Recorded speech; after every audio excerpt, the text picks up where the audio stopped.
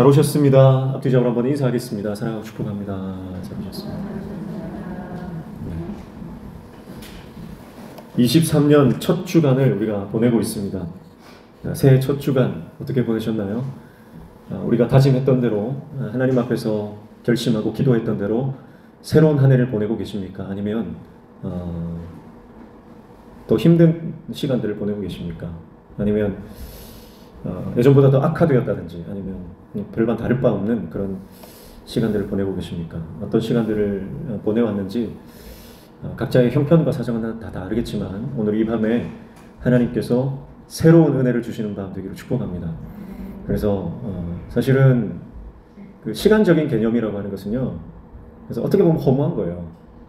2023년 된 것 같지만 사실은 그 전주와 다를 바 없는 금요일이잖아요.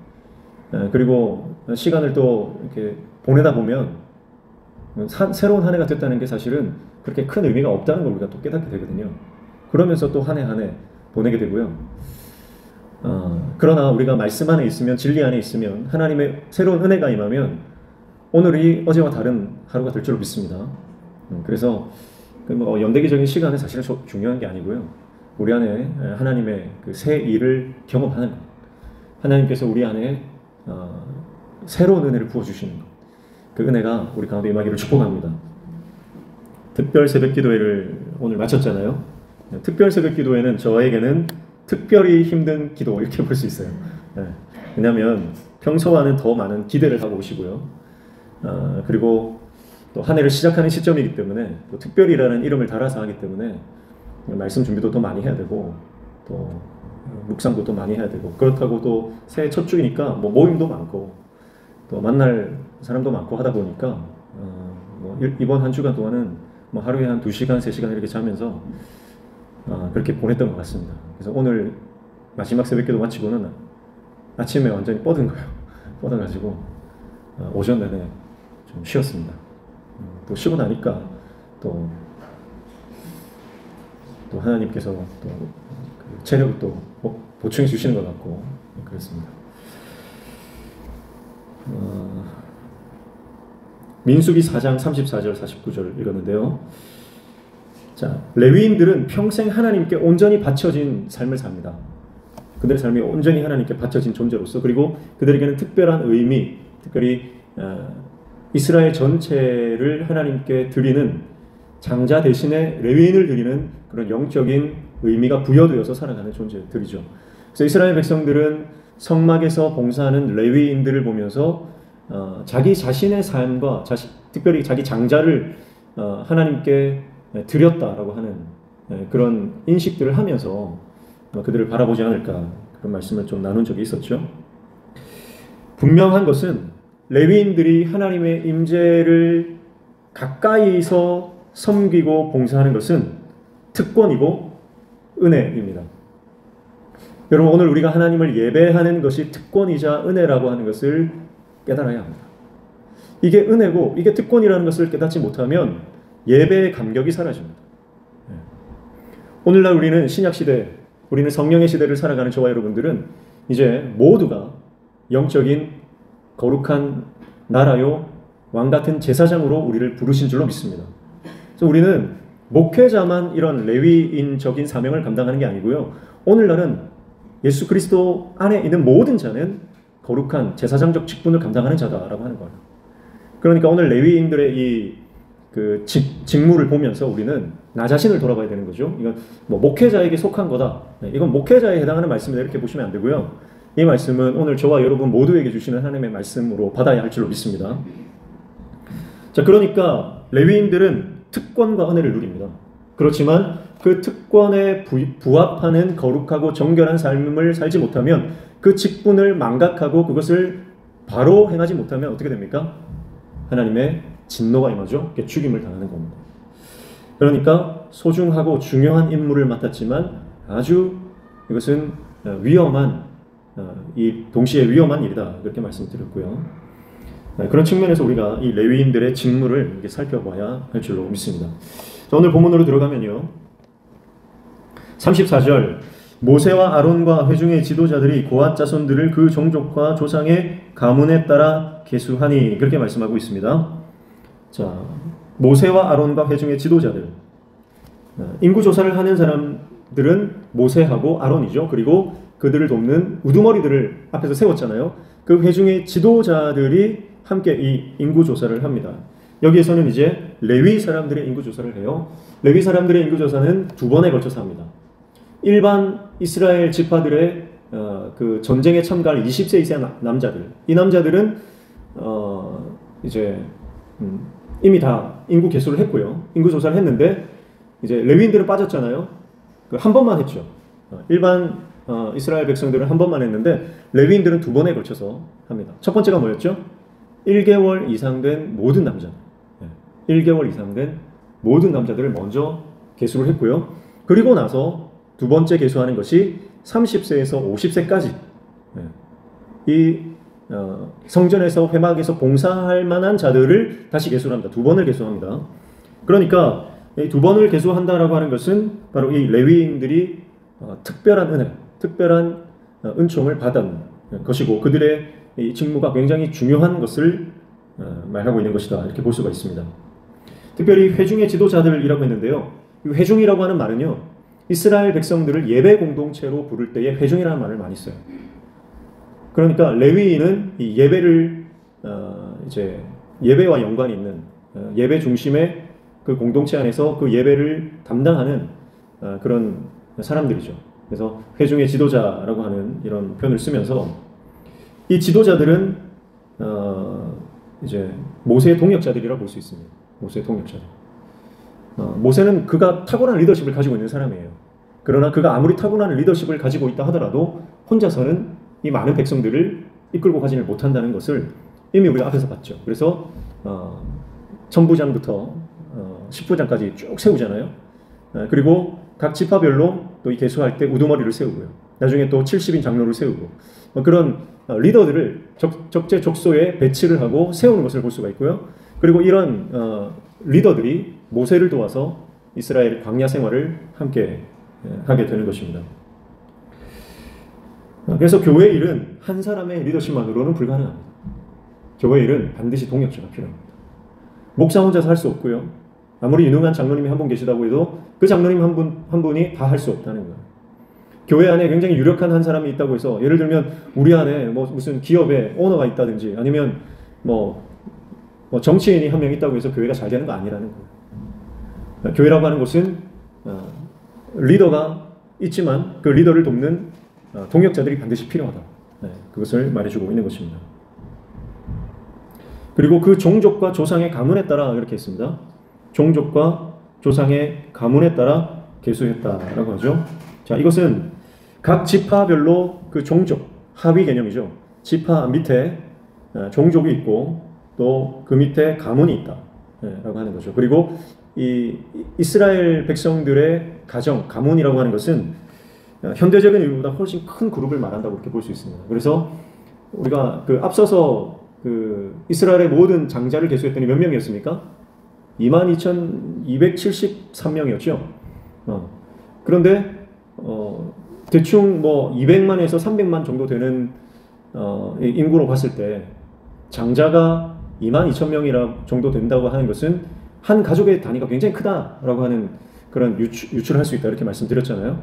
그러니까 고대 사회에서 가족의 개념은요 지금과는 좀 다른 개념이다. 굉장히 큰 그런 대가족의 개념이다 이렇게 보시면 되겠습니다. 그래서 그 종족과 조상의 가문에 따라 이렇게 다 계수를 하고 있는 것을 볼 수가 있습니다. 그리고 35절에 보니까 30세부터 50세까지 회막에서 복무하고 봉사할 모든 자, 36절 곧 그 종족대로 계수된 자가 2,750명이니 그렇게 말씀합니다. 자, 여기선 지금 세고 있는 것은 고핫 자손들이죠. 첫 번째 고핫 자손을 셌는데 30에서 50세까지가 2,750명이래요. 2,750명. 앞서서 1개월 이상 된 모든 고핫 자손 남자들은 몇 명이었습니까? 8,000? 성경에는 8,600명이라 되어 있는데 8,300명이라고 그랬어요. 이것은 사본상 기록의 오류로 이렇게 보여진다 그렇게 말씀을 드렸고요. 8,300명의 일할 만한 사람들 2,750명, 그러니까 33% 정도가 일할 만한 자로 계수가 되어 있습니다. 3050이에요. 3050. 제가 이 말씀을 보면서 그런 생각을 개인적으로 그냥 그런 생각했습니다. 우리 명신교회에 3050이 많아지게 해주십시오. 그렇게 기도했습니다. 지금 교회 허리가 끊겨 있는 상황이 아닙니까? 각 교회마다 웬만한 교회들은 허리가 끊겨 있는데 3050이 많아져야 됩니다. 3050이 많아져야 되고 8장 24절 민수기 8장 24절에 가면 25세로 돼 있다 그랬죠? 25세로 돼 있고요. 역대상 23장 24절에 가면 20세로 낮춥니다. 포로 이후에 왜냐하면 레위인이 굉장히 적어졌어요. 그러니까 20세로 낮추거든요. 자, 하나님께서 원래 정하신 법은 30세부터였습니다. 레위인이 회막 봉사를 하는 이 나이가 30세였어요. 그런데 시간이 갈수록 25세에서 20세로 낮춰지는 것을 볼 수가 있죠. 자, 율법이라고 하는 것, 규정이라고 하는 것이 하나님이 정하신 규정이라 하더라도요, 그것이 시대적 상황이나 형편에 따라서 그것이 진리와 상관없는 가변적인 바꿀 수 있는 것이라면 바꾸는 이런 일도 나타난다라고 하는 것을 우리가 기억해야 할 것입니다. 그러니까요, 복음의 진리는 변하지 않습니다. 그러나 그 복음을 담는 그릇은 바뀔 수 있다는 거예요. 근데 우리는 내가 처음 예수 믿었을 때 어떤 방식, 전통 그것만을 고집하고 그렇게 믿어야만 신앙생활 바로 한다라고 생각하는 경우가 굉장히 많잖아요. 그런 생각들을 버릴 수 있어야 됩니다. 그래서 그릇은 다양할 수 있습니다. 그러나 그 안에 내용만 바뀌지 않으면 된다는 거죠. 그래서 율법이 시대와 상황을 지나면서 약간씩 유동성을 가질 수 있음을 볼 수가 있는 대목이에요. 그리고 37절에 보시면 이는 모세와 아론이 여호와께서 모세에게 명령하신 대로 회막에서 종사하는 고핫인의 모든 종족 중 계수된 자이니라 그렇게 말씀하죠. 여호와께서 모세에게 명령하신 대로 그렇게 말씀합니다. 그러니까 이스라엘 공동체가 철저하게 하나님의 말씀에 순종하고 있음을 강조하고 있습니다. 그리고 38절부터 41절까지 게르손 자손을 계수하는데요. 게르손 자손은 앞에 내용은 똑같아요. 게르손 자손만 바뀌고 38, 39, 40절 다 똑같고요. 내용 숫자만 바뀌어요. 몇 명입니까? 2,630명입니다. 게르손 자손의 1개월 이상 된 모든 남자는 7,500명이었고요. 그 중에서 2,630명, 35%가 성막에서 일할 만한 자로 계수가 되었습니다. 42절부터 45절까지는 또 내용이 똑같습니다. 종족 자손만 바뀌고 숫자만 바뀌죠. 므라리 자손입니다. 므라리 자손을 다 세어봤더니 30에서 50세까지 몇 명입니까? 3,200명이니 이렇게 말씀하죠. 1개월 이상 된 모든 므라리 자손 남자는 6,200명이었습니다. 그 중에서 3,200명이 성막에서 일할 사람으로 계수되었습니다. 이것은 52%입니다. 다른 자손에 비해서 굉장히 퍼센테이지가 높죠. 그러니까 2,750명, 2,630명이었는데 므라리 자손은 3,200명입니다. 굉장히 많은 숫자가 일할 만한 자로 계수된 것을 볼 수가 있습니다. 자, 이것은 므라리 자손의 일들은 굉장히 고된 노역이다 그랬잖아요. 그래서 기둥을 밟고 말뚝을 세우고 기둥을 세우고 또 그걸 철거하고 다시 해체하고 조립하고 하는 일들 중에서 가장 힘든 일들을 감당하기 때문에 아마 많은 인원이 있는 이 므라리 자손에게 배정된 것이 아닌가 이렇게 볼 수가 있겠습니다. 그리고 46절부터 49절까지는 이제 레위 지파 전체 이제 합산을 하는 거죠. 자, 그러니까 그 48절 보시면 곧 그 계수된 자는 8,580명이라 이렇게 말합니다. 전체는 8,580명. 총 레위 지파 22,000명 중에서 8,580명으로 39%의 사람들이 이 회막에 종사하는 일에 계수가 되었습니다. 그래서 49절 마지막이죠. 그들이 할 일과 짐을 매는 일을 따라 모세에게 계수되었으되 여호와께서 모세에게 명령하신 대로 그들이 계수되었더라 그렇게 말씀합니다. 자, 계수되었다라고 하는 것은요, 원어적으로 보면 숫자를 센다는 의미와 그리고 그들에게 위임했다, 임명했다라고 하는 뜻이 있습니다. 그러니까 여기에서 보세요. 47절 보세요. 30세부터 50세까지 회막 봉사 매는 일에 참여하여 일할 만한 모든 자 그랬습니다. 누가 이 일할 만한 자를 뽑습니까? 모세와 아론과 회중의 지도자들이죠. 리더십을 가진 사람들이 이 사람들을 세는 거예요. 셀 때 단순히 세는 게 아니고 여기에 숫자에 포함된 사람은 이제 위임이 된 거예요. 임명이 된 겁니다. 그런데 아무나 임명하는 게 아니라 어떤 사람이라고요? 일할 만한 30세부터 50세까지 일할 수 있는 사람이에요. 부정하거나 아니면 일할 수 없는 사람들은 여기에 포함이 안 되겠죠. 그래서 일할 만한 사람들을 여기에 이제 숫자에 넣습니다. 그래서 내가 1번, 2번 이렇게 수를 세잖아요. 내가 번호를 부여받았다. 그건 뭐예요? 내가 이 성막에 일할 수 있는 특권과 은혜를 부여받았다. 그런 말이 되는 거죠. 그렇게 해서 오늘 본문이 끝납니다. 자, 금요일인데 본문이 굉장히 짧고 단순한 내용이라서 좀 빨리 끝날 것 같습니다. 기쁘시죠? 일주일 내내 우리가 민수기를 봤는데 숫자 계속 보니까 수학 싫어하시는 분들은요 눈빛이 별로 안 좋더라고요. 저도 사실 수학 별로 안 좋아하거든요. 저는 문과 출신이고 숫자는 약하기 때문에 몇 가지 이제 큰 원칙을 한번 살펴보고 마치려고 합니다. 첫 번째는요, 하나님께서 레위 지파 이 자손들에게 특별한 사명을 부여하시는데 이 부여하시는 하나님의 말씀 명령대로 행해야 함을 말씀합니다. 명령대로 해야 됩니다. 자, 이거 보세요. 나는 일할 수 있는데 나이가 안 돼요. 그래도 반항할 수가 없는 거예요. 나는 전쟁 나가기 싫고 나는 회막에서 일하고 싶은데 나는 레위인이 아니에요. 나는 출신이 다르다고, 나는 레위 지파가 아니라고 성막에서 봉사 못하는 거, 이거 불공정한 거 아닙니까? 불평할 수 있죠. 반항할 수 있죠. 그런데 이스라엘 백성들이 다 뭐라고 했다고요? 명령대로 준행하는 것. 자, 여러분, 명령하신 대로 하는 것이 진정한 순종인 줄 믿습니다. 하나님의 명령대로 하는 것이 사실은 힘든 일이에요. 쉬운 일이 아닙니다. 하나님께서 말씀하실 때 내 생각과 일치되지 않으면, 내가 살아왔던 경험에 비추어 봤을 때 이게 타당하지 않으면 순종하지 못하는 것이 우리 모습이에요. 근데 하나님 말씀하십니다. 명령대로 순종하는 것, 명령대로 이행하는 것이 진정한 순종이다. 그걸 말씀하시는 거예요. 자, 그러면 명령대로 순종하기 위해서 해야 될 것은 다 유일합니다. 뭐죠? 내 판단을 내려놓는다는 거예요. 내 판단을 내려놓는 것이 순종할 수 있는 유일한 방법입니다. 여러분, 오늘 저와 여러분의 인생 가운데 하나님 말씀하실 때 내 생각과 내 철학과 내 고집과 내 판단을 내려놓을 수 있기를 축복합니다. 우리가 인생을 살아가면 하나님께서 말씀하실 때 이해할 수 없는 게 너무 많습니다. 이해할 수 없는 부분이 너무 많아요. 왜 도대체 이런 말씀을 하시는지. 오늘 말씀을 봐도요, 왜 꼭 30세에서 50세까지 해야 되냐. 그리고 왜 여자는 포함이 안 되냐. 뭐 여러 가지 토를 달 수 있거든요. 좀 상식적이고 합리적인 부분들이 있는 것 같아요. 왜 또 하필이면 무조건 레위 지파만 되냐. 하나님도 어쩔 수 없네.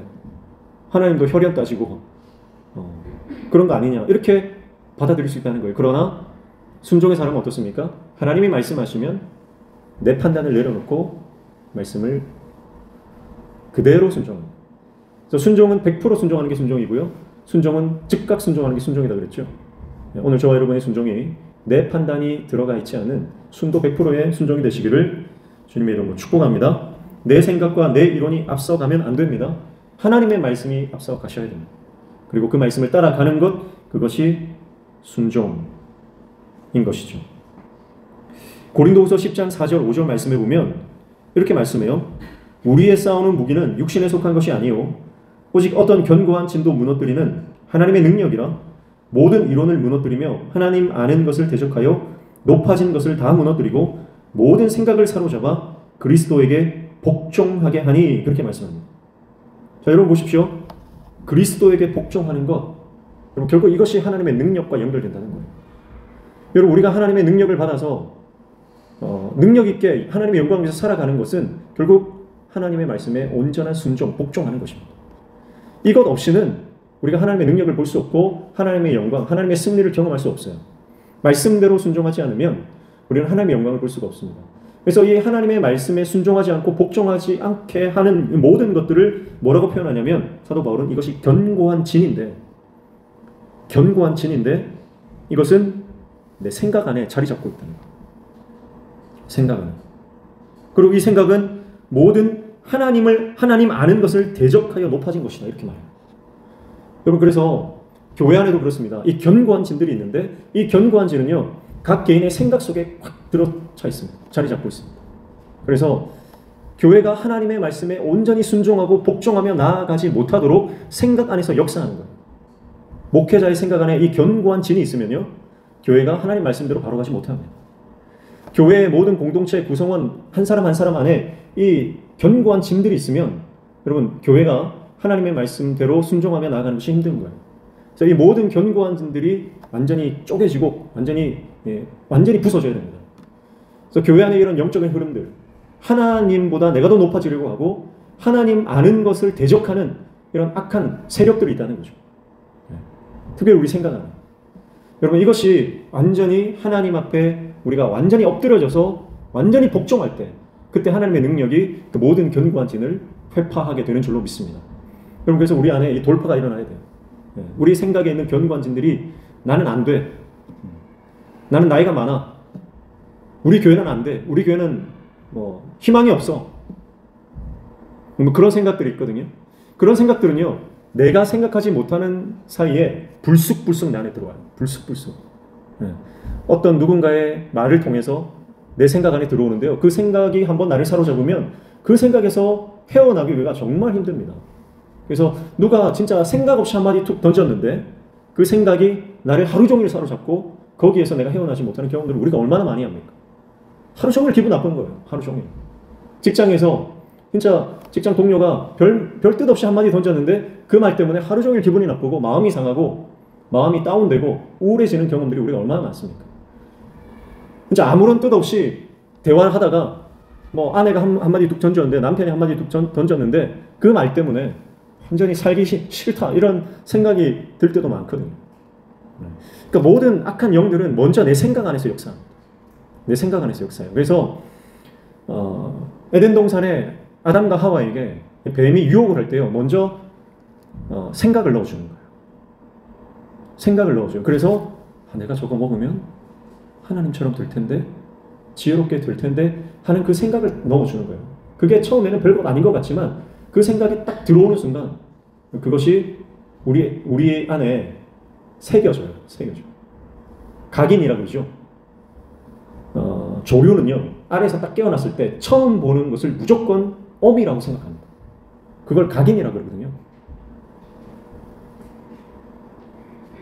진짜 어미가 아니에요. 자기를 잡아먹으려고 뱀이 또아리를 틀고 있는데 알에서 나와서 보니까 뱀이 자기 눈앞에 있는데 그게 자기 부모인 줄 알고 달려들어서 잡아먹히는 거예요. 악한 영이 하는 것이 우리 생각 가운데 각인을 시키는 거거든요. 여러분, 그것은 너의 부모가 아니다. 그것은 너의 진짜 정체성이 아니다. 그것은 진짜 너의 모습이 아니다라고 하는 하나님 주시는 말씀으로 그 사단의 견고한 진들, 내 생각 안에 완전히 굳어져서 자리 잡고 있는 것들을 우리가 돌파하고 깨어 나가야 될 줄로 믿습니다. 특별히 우리가 신앙생활을 오래 하면요, 이런 악한 영들이 주는 영적 각인이 된 분들이 많이 있어요. 그래서 늘 불평하고 늘 원망하고 늘 부정적인 말을 하시는 분들은요, 이런 악한 각인이 새겨져 있다 이렇게 보시면 돼요. 영적으로. 그래서 그 악한 영적 각인을요, 예수 그리스도의 보혈로 씻으시기를 축복합니다. 예수 보혈로 씻어요. 그래서 날마다 내가 할 수 없어요. 날마다 주님 앞에 나가서, 말씀 앞에 나가서 예수 그리스도의 보혈을 뿌리고 바르고 덮어야 돼요. 날마다 예수 보혈의 피를 뿌려야 돼요. 그래서 우리를 정결케 하는 거예요. 그래서 이 제사장들이 그 짐승의 피를 우슬초에 묻혀가지고요, 뿌리잖아요. 제단에 사방에 탁 뿌리는 거예요. 여러분, 우리가 예수 그리스도의 보혈이 우리 안에 뿌린 바 될 때, 덮여진 바 될 때, 우리 안에 있는 모든 부정적인 생각과 악한 생각들, 모든 의심과 불안과 우울감과 모든 부정적인 감정들이 씻겨 내려가는 역사가 일어나게 될 줄로 믿습니다. 그리고 교회를 위해서 계속 기도해 주십시오. 우리 교회 안에도 여전히 끊임없이 부정적이고 끊임없이 이 악한 영향력을 끼치는 그런 세력들이 있습니다. 이건 사람이 하는 게 아니에요. 이건 사람이 하는 게 아니라 악한 영들이 사람을 통해서 하는 겁니다. 그래서 우리는 사람을 품어야 돼요. 사람은 품되 끝까지 사랑하되, 그러나 그 배후의 역사는 악한 영들을 우리가 바로 바라보고 그 악한 영들을 대적하고 공동체를 예수 그리스도의 보혈로 계속 덮어야 됩니다. 여러분 자녀들을 위해서 기도할 때 주님의 보혈로 덮으십시오. 계속 덮으십시오. 그렇지 않으면 여러분 우리 자신이 먼저 그 예수 보혈로 덮여져야 되고 정결하게 되어야 되고요. 그리고 우리가 계속해서 공동체를 위해서, 우리 구성원들을 위해서 이렇게 대적하며 기도해야 할 줄로 믿습니다.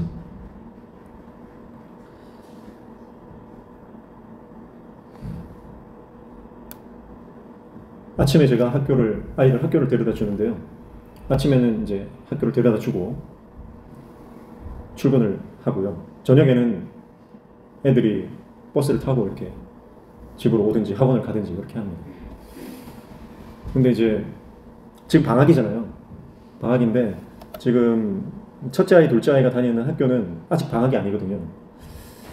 뭐 수업 일수가 좀 뭐 봉사한다고 좀 늦어져가지고 뭐 그런 것도 있고, 뭐 요즘 또 추세가 봄방학 없이 그냥 쭉 가다가 바로 종업식을 하고 졸업식을 하는 그런 학교들도 많이 생기고 있다고 제가 들었던 것 같습니다. 어쨌든 지금 아직 학교를 다니고 있는데 평소에는 학기 중에는 거기에 못 들어가요. 학교 정문까지 못 들어가는데, 왜냐면 거기에 초등학교도 있고 막 하니까 다 차단을 하거든요. 근데 지금은 다른 학교는 다 방학인데 그 학교만 지금 계약을 해놓으니까 그 앞을 지나갈 수가 있어요. 통과를 할 수가 있어요. 그래서 하루는 이제 늦어가지고 학교 앞까지, 교문까지 데려다 줬어요. 교문 앞까지 데려다 주니까 좋다는 거예요. 원래는 좀 멀찌감치 내려가지고 걸어가야 되는데 학교 앞에 딱 내리니까 너무 좋다는 거죠. 오늘은 그렇게 늦지 않았는데 그래도 학교 앞에 갈 수 있으니까 학교 앞에 딱 내려줬어요. 그런데 첫째 아이가 그러는 거예요. 학교 앞으로 안 왔으면 좋겠다는 거예요. 왜 그러니까 애들이 놀린다는 거예요.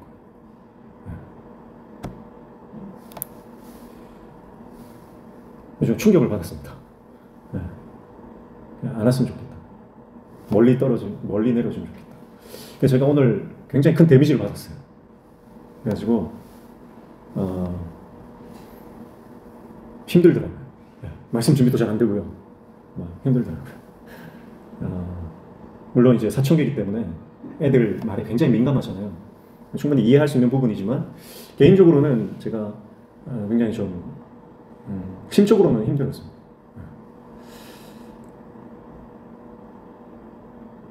왜 놀리는지에 대해서는 제가 개인적으로 오시면 말씀을 드릴게요. 여기서 말하기는 좀 그렇고요. 공식적인 자리에서. 사실 별게 아니에요. 별거 아닌데 애들이 놀리니까 싫다는 거예요. 근데 둘째는 그래요. 나는 상관없는데 이러는 거예요. 나는 상관없는데. 그러니까 별게 아니에요. 별거 아닌데 첫째 아이는 지금 친구가 한참 예민할 때거든요. 친구들이 아무것도 아닌 거 가지고 한마디 다는 거에 대해서 굉장히 민감하게 하는데, 제가 가만히 이 말씀을 준비하면서 그런 생각이 들더라고요. 딸아이의 한마디가 하루 종일 제 안에 각인이 돼가지고요. 막 힘든 거예요. 그러면서 말씀을 준비하면서 내가 지금 딸아이의 말에 각인이 돼 있구나, 이게 깨달아지더라고요. 그래서 하나님, 내 안에 있는 이 부정적인 생각들 씻어주시고 예수 보혈로 덮어주시고, 그리고 딸아이를 위해서 기도할 수 있도록 마음을 허락해 달라고. 그렇게 했더니 좀 자유로워졌습니다. 그 전에는 자유롭지가 못했어요. 하루 종일 좀 그렇더라고요. 우리 안에 그런 게 많아요. 사람의 말에 민감하게 반응하지 말고 하나님의 말씀에 움직일 수 있는 저 여러분 되시길 축복합니다. 우리는 사람의 말에 너무 많이 민감하게 반응을 하거든요. 견고한진이라는 거예요. 견고한진. 그래서 사도 바울은 말합니다. 우리의 싸우는 무기는 육신에 속한 것이 아니다. 아멘이죠? 여러분, 오늘 저와 여러분은 영적인 세계를 살아가는 영적인 존재가 된 줄로 믿습니다. 그래서 우리는 육신을 입고 살아가지만 눈에 보이는 것이 전부가 아니라 하나님의 놀라운 영적 세계가 펼쳐져 있음을 알고 우리 영적인 싸움을 싸우는 하나님 나라의 군사로 세움을 받은 줄로 믿습니다. 그래서 혈과 육으로 싸우지 마시고요. 인간적으로 반응하지 마시고 우리 안에는 어떤 문제가 있든 그것이 영적인 문제임을 간파하고 정확하게 적을 파악을 해야 되죠. 그리고 나서 그 안에 우리 안에 자리 잡고 있는 모든 미혹의 영들이 가져다주는 사단의 견고한 진들이 말씀으로, 성령의 능력으로 우리가 그것을 돌파하여 뚫고 나아갈 수 있는 하나님의 사람 되시기를 축복합니다. 예. 그래서 그때 온전하게 순종할 수 있다. 그때 온전하게 순종할 수 있다. 예. 여전히 내 생각, 내 철학, 내 이론, 이것이 교회 안에 우리 개인의 생각 안에 자리 잡고 있으면 교회도 전진할 수 없다는 거예요. 예. 교회도 전진할 수 없고 개인도 신앙의 영적 성장을 이룰 수가 없다는 겁니다. 어제와 오늘이 다르기를 축복합니다. 예. 작년과 올해가 다르기를 축복합니다. 예. 우리의 신앙이 해가 거듭될수록 더 영적으로 성장해야 됩니다. 성장이 없으면 죽은 겁니다. 첫 번째는 명령하신 대로 행하는 거예요. 이게 가장 큰 원칙입니다. 두 번째는 뭡니까? 두 번째는 레위인들에게 이 사명을 맡길 때 기다림과 물러남이라고 하는 두 가지 지점을 하나님께서 보여주신다라고 하는 거예요. 기다림과 물러남. 그래서 30세가 되기까지 기다려야 하는 것을 말합니다. 아무리 능력이 있어도 아무리 사람들이 인정해 준다고 해도 30세가 되기 전에는 사용될 수 없다는 거예요. 그리고 우리가 사역하는 모든 사역에는 내려놓고 물러나야 할 때도 있음을 말씀하고 있습니다. 그래서 기다림과 물러남이라고 하는 두 가지 지점이 존재한다라고 하는 것을 우리는 기억해야 할 것입니다. 그래서 이것은 내 능력이나 아니면 내 조건이나 환경이 아니라 하나님께서 제시하시는 하나님의 원칙대로 가는 것을 말하는 것이죠. 그리고 우리가 오늘 아침에 살펴봤던 것처럼 이 물러남이라고 하는 것, 은퇴라고 하는 것은 우리가 생각하는 것과는 좀 다른 의미의 은퇴라고 했습니다. 육체적인 노동을 쉬는 것이지 완전히 그 공동체에서 제외되거나 아니면 더 이상 그 회막의 근처에 가까이 가지 않는다는 것을 말하는 게 아니라고 했습니다. 그 형제와 함께 돕는 조력자의 역할을 끝까지 감당하는 것입니다. 그래서 신앙에는 은퇴가 없습니다. 직분에는 은퇴가 있지만 신앙에는 은퇴가 없다라고 하는 것 우리가 기억해야 할 것입니다. 그리고 세 번째는 이 직분은 내가 선택하는 것이 아니라 하나님으로부터 주어지는 것이다라고 하는 것입니다. 내가 선택하는 거 아니에요. 우리가 인생을 살다 보면 우리가 어떤 직분을 감당하다 보면요. 저도 내가 목사가 되어야지 생각한 지점이 있어요. 저는 중학교 3학년 때 나는 목사가 되어야지라고 결심을 했습니다. 그러니까 내 의지와 내 결단에 의해서 내가 목회자가 되었다라고 생각할 수 있지만 그래서 나는 분명하게 중학교 3학년 때 하나님 앞에 하나님 저는 목사가 되겠습니다라고 결단하며 기도를 했지만 내가 선택한 것 같은 그 일도 사실은 하나님께서 주신 하나님의 선물임을 기억해야 하는 것입니다. 우리가 교회에서 받은 모든 직분도 마찬가지입니다. 내가 선택한 것이 아니고 하나님께서 우리에게 주신 것입니다. 우리는 임무를 부여받은 자입니다. 사명자입니다. 내가 좋아서 선택한 게 아닙니다. 내가 아무리 좋아서 선택하고 싶어도 하나님이 막으시면 안 되는 거예요. 그리고 내가 아무리 피해도 하나님께서 들어 쓰시겠다 하면 하나님 끝까지 추격해 오셔가지고 우리를 붙들어 쓰시는 분이에요. 그분이 우리 하나님이죠. 그래서 하나님께서 만약에 우리를 쓰시겠다 하면 도망가지 말고 항복하시기를 축복합니다. 하나님이 우리를 쓰시겠다 하면 순종함으로 그 사명을 감당하는 저와 여러분 되시기를 축복합니다. 그래서 내가 선택한 것이 아니고 하나님이 주셨다라고 할 때 우리는 교만하지 않을 수 있는 거죠. 내가 했다 그러면 교만에 빠질 수 있고요. 그리고 내가 좀 지친다, 하기 싫다 그러면 감정적으로 그 일을 내려놓을 수 있습니다. 그러나 이것이 내가 선택한 것이 아니고 하나님께서 주셨다라고 하는 분명한 이 소명의식이 있으면 여러분 하나님께서 주신 직분 우리가 끝까지 감당할 수 있게 되는 줄로 믿습니다. 그래서 그들이 원해서 레위인으로 태어난 건 아니거든요.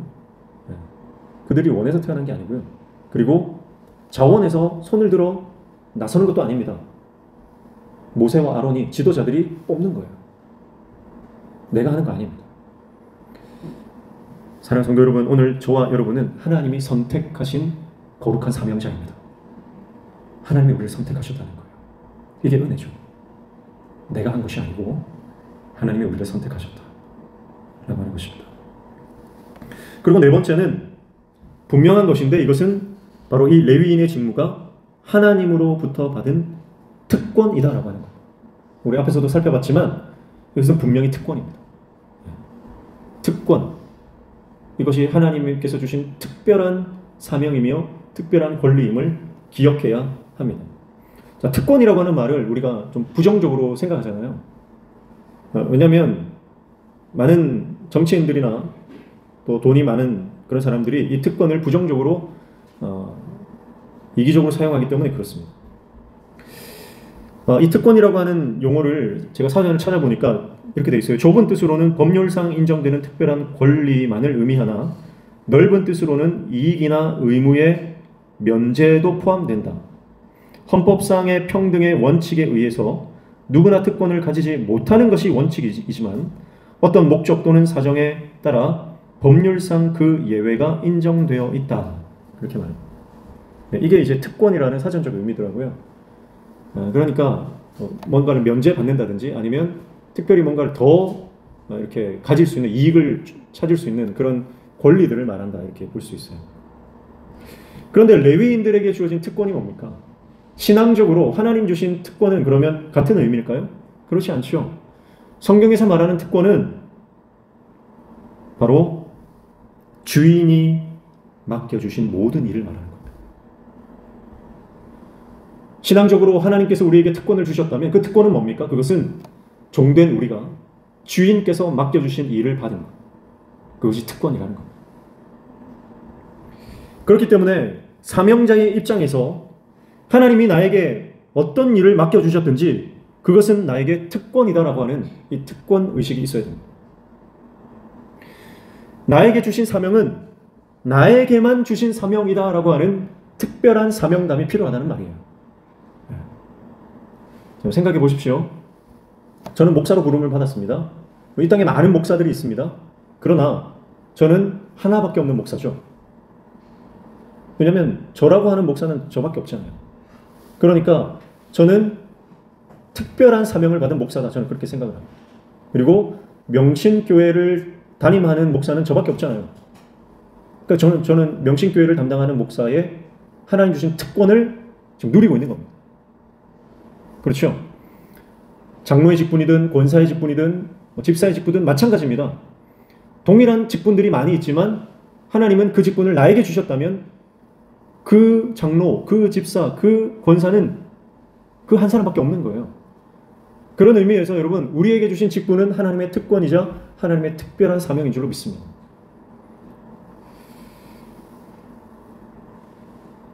다른 모든 것도 마찬가지예요. 시간도, 건강도, 재정도, 하나님께서 나에게 보내주신 사람도 모든 것은 나에게 주신 하나님의 특별한 사명으로 받아야 됩니다. 오늘이라고 하는 하루도 하나님 안에서 바른 관계, 우리가 하나님과의 관계 안에서 이 오늘을 보면 이 오늘을 통해서 오늘이라는 시간을 통해서 하나님을 경험할 수 있는 특별한 오늘이에요. 그렇죠? 그렇기 때문에 오늘이라고 하는 의미에 새로운 가치가 부여됩니다. 이게 하나님께서 주신 특별한 사명을 인식하는 사람의 특징이라는 거죠. 그렇기 때문에 한 시간도 허투루 쓰지 않고요. 누구와 만나든지 그 만남도 소중한 것으로 인식합니다. 우리에게 주어진 시간이나 건강이나 재정도 다 마찬가지인 것입니다. 그래서 나에게 맡겨주셨다라고 하는 생각을 할 때 여러분 그 모든 것들이 새롭게 다가오고 새롭게 해석되어지는 은혜가 있을 줄로 믿습니다. 그래서 레위인의 직무를 우리에게 주신 것, 저와 여러분은 이제 거룩한 제사장으로서의 직무를 다 부여받았고 이것은 우리가 하나님께 부여받은 특별한 권리다. 그것을 기억해야 한다는 것입니다. 그리고 마지막이 바로 이 특권, 이 직무는 은혜다라고 하는 것입니다. 은혜다.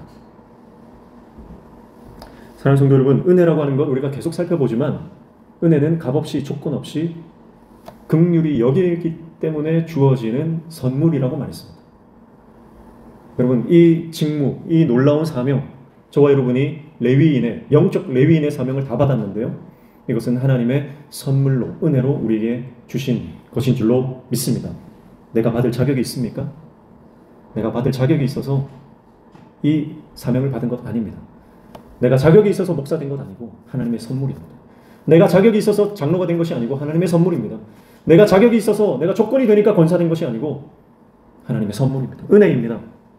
내가 집사 된 것, 내가 교회학교 교사 된 것, 내가 선교회를 섬기고 감당하고 내가 부모가 되고 내가 남편이 되고 아내가 된 그 모든 것 하나님 선물입니다. 은혜입니다. 내 자격이 있어서 내가 누리는 것 아니고 하나님께서 거저 주신 은혜 우리가 누리는 것인 줄로 믿습니다. 그래서 이러한 우리가 사명자의 태도를 말하는 거죠. 이런 5가지 태도를 가지고 있을 때 우리는 하나님 앞에 온전한 충성, 온전한 헌신을 할 수 있게 되는 줄로 믿습니다. 특별히 이것은 계수했다라고 하는 것은 임직하는 것, 위임하는 것이다 그랬는데요. 그래서 이 위임을 하면 이제 우리가 봄에 또 이제 신임 피택자들 임직을 하겠지만 임직할 때 제일 많이 우리가 언급되어지는 말씀이 어느 말씀인가요? 임직할 때 계시록 2장 10절의 말씀 제일 많이 하지 않습니까? 한번 찾아볼까요? 요한계시록 2장 10절 말씀.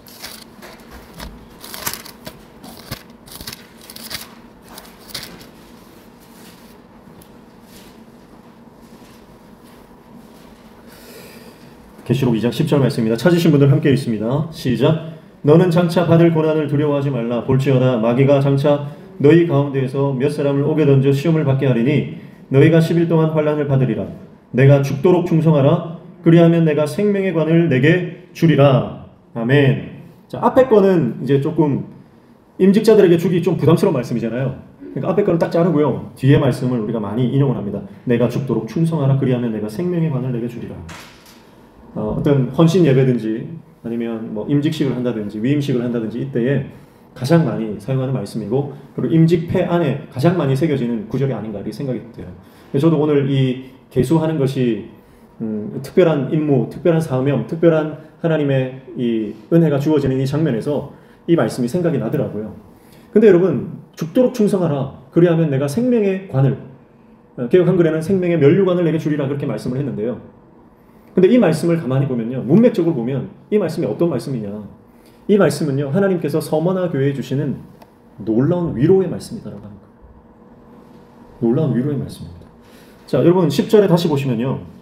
뭐라고 말씀하냐면 너는 장차 받을 고난을 두려워하지 말라. 볼지어다 마귀가 장차 너희 가운데에서 몇 사람을 옥에 던져 시험을 받게 하리니 너희가 10일 동안 환난을 받으리라 그렇게 말씀했어요. 자, 지금 서머나 교회 가운데 다가올 환난과 고난을 말씀하시잖아요. 네. 그러니까 지금 서머나 교회는 큰 환난과 고난 가운데 있다는 겁니다. 그리고 그 고난이 앞으로 더 커질 것이다. 그것을 말씀하고 있어요. 그리고 9절 한번 보실래요? 9절. 내가 내 환난과 궁핍을 알거니와 실상은 내가 부요한 자니라. 자칭 유대인이라 하는 자들의 비방도 알거니와 실상은 유대인이 아니요 사탄의 회당이라 그렇게 말씀합니다. 자, 서머나 교회의 상황이 어떻다는 거죠? 환난과 궁핍이래요. 환난과 궁핍이래요. 자, 8절 보시죠. 서머나 교회의 사자에게 편지하라. 처음이며 마지막이요 죽었다가 살아나신 이가 이르시되 이렇게 말씀합니다. 그러니까 우리가 내가 죽도록 충성하라. 그리하면 내가 생명의 관을 내게 주리라. 이 말씀은 서머나 교회 환난과 궁핍과 앞으로 닥칠 더 큰 고난을 앞에 두고 있는 그 힘든 상황 가운데 있는 교회에 주시는 하나님의 말씀이다라고 하는 것이죠. 그런데 이 서머나 교회는 어떻게 하고 있습니까? 칭찬을 받았나요? 아니면 책망을 받았나요?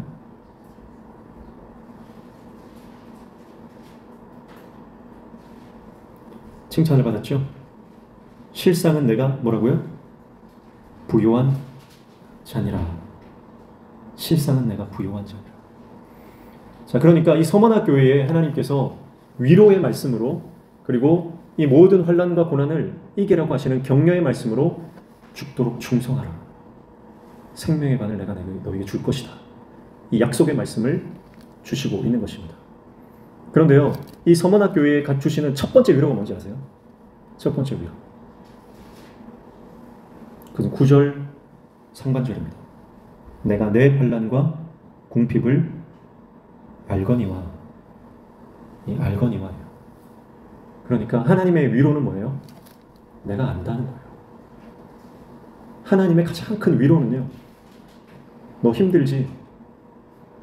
그거 내가 알아. 그거 내가 다 알고 있다. 여러분, 이게 하나님의 위로입니다. 이게 세상 그 어떤 것과도 바꿀 수 없는 위로예요. 내가 안다. 내가 안다. 내가 다 안다. 우리는 언제 위로받습니까? 누군가가 큰 선물을 해주면 위로를 받죠. 자동차라도 한 대 사주고, 집 없는 사람에게 집이라도 한 채 사주고, 임대 아파트라도 한 채 구해주면 그게 큰 위로가 되겠죠. 예. 우리가 세상적으로 원하는 위로는 그런 거지만 하나님의 위로는 다릅니다. 하나님의 위로는 영원한 위로, 완전한 위로예요. 그 위로는 바로 내가 너를 안다라고 하는 거예요. 내가 너를 안다. 하나님이 우리를 아신다라고 하는 거예요. 내가 지금 어떤 형편에 있는지, 어떤 상황에 있는지, 어떤 심적인 상태에 있는지, 내가 어떤 고난을 당하고 있는지, 내가 무엇 때문에 고민하고 있는지, 내가 왜 눈물 흘리고 있는지 세상 사람들이 다 몰라줘도 하나님이 그거 알고 계시다라고 하는 거예요. 그래서 나에게 오셔서 힘들지? 많이 힘들었지. 그렇지만 힘들었지만 내가 다 알고 있어. 내가 다 보고 있었어. 내가 다 기억하고 있어. 우리 주님이 그렇게 말씀하신다는 거예요. 이것보다 큰 위로가 어디 있습니까? 사랑하는 성도 여러분, 오늘 우리가 서머나 교회 성도들처럼 환난과 궁핍과 다가올 큰 고난 앞에 놓여 있다 할지라도 두려워하지 마십시오. 주님이 우리를 알고 계십니다. 주님이 우리를 지켜보고 계십니다. 주님이 우리와 함께 하십니다. 광야의 시간은 힘든 시간입니다. 광야의 시간은 고난의 연속입니다. 그러나 그 고난의 연속인 광야 가운데 레위인들은 하나님의 임재 가장 가까이에서 하나님을 예배하고 또 예배를 섬기는 그 일들을 감당을 했습니다. 그것이 그들의 인생 가운데 가장 큰 축복이죠. 이스라엘 백성들의 궁극적인 목적지, 가나안 땅이 아니라 그랬죠. 이스라엘 백성들의 궁극적인 목적지는 가나안 땅이 아니라 하나님입니다. 하나님이 그들의 궁극적인 영적 목적지였습니다. 가나안 땅에 들어가도 하나님과 멀어지면 그들은 약속의 땅에 없는 것이요, 광야 한가운데 있더라도 하나님과 동행하면 그들은 이미 약속의 땅을 걷고 있는 것입니다. 고난과 가난, 궁핍과 환난, 서머나 교회 성도들도 그런 광야 가운데를 지나고 있지만 주님이 실상은 너희가 부요한 자다. 왜 부요할까요? 주님과 동행하고 있기 때문입니다. 아무것도 없는 광야 가운데서 주님과 동행하면 모든 것을 가진 자입니다. 주님과 함께하면 무명하나 유명한 자입니다. 주님과 함께하면 모든 것을 잃었으나 모든 것을 가진 자입니다. 내가 다 안다 말씀하십니다. 내가 다 기억한다 말씀하십니다. 그리고 주님이 우리와 함께 하십니다.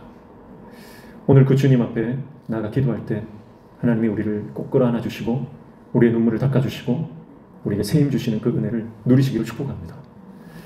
저도 예전에 한번 그런 경험을 한 적이 있어요. 제가 거제도에서 사역할 때는요, 일주일에 주말 부부를 하면서요, 일주일에 한 번씩 거제도를 내려갔어요. 그러니까 학교에서 이제 공부하고 주말에 내려가서 사역하고 이렇게 하는데, 때로는 그때는 거가대교가 없었기 때문에 가는데 한 2시간 이상, 2시간 반씩 이렇게 걸렸거든요. 일주일에 2번 왔다 갔다 한 적도 있고요. 많이는 3번 왔다 갔다 한 적도 있습니다. 졸다가 큰 사고가 나서 죽을 뻔한 적도 몇 번 있고요. 금요일 공부를 마치고 금요일 날 내려가서 이제 그때도 철야 기도를 하면 찬양 인도를 하고 기도의 인도를 다 했어요. 그러면 금요일 같은 때는 이제 공부를 마치고 바로 내려와서 하니까 체력적으로 굉장히 힘들거든요. 졸면서 운전해 와가지고 또 사역을 바로 투입을 하니까 체력적으로 굉장히 부담이 되고 졸음도 쏟아지고 그랬습니다. 그래서 찬양 인도를 하고 예배를 마치고 앉아서 이제 개인 기도를 들어가면요, 하나님께서 한 번씩 그러시더라고요. 꼭 끌어안아 주시더라고요. 하나님께서 뭐라 설명할 수 없는 그 따뜻함과 그 포근함으로 안아주시면서 위로해 주시고 고생이 많다. 마음에 그런 마음을 주시더라고요. 세상을 다 가진 것 같은 느낌이죠. 하나님의 위로가 임하면 다른 것은 필요가 없더라고요. 하나님이 나와 함께 하신다는 확신이 들어오니까 다른 위로는 필요가 없었어요. 오늘 저와 여러분 가운데 오늘 이 하나님 앞에 나아가는 이 기도의 시간 가운데 하나님의 그 만지심과 위로하심이 경험되어지시길 축복합니다. 그래서 그 위로가 임할 때 우리는 우리에게 주신 사명 다시 일어나 주님을 위해서 달려갈 수 있는, 그리고 주님을 위해서 우리 목숨을 바쳐 생명 다해 충성할 수 있는 영적 제사장의 이 레위인의 사명 감당하게 될 줄로 믿습니다. 찬양하겠습니다. 찬송가 539장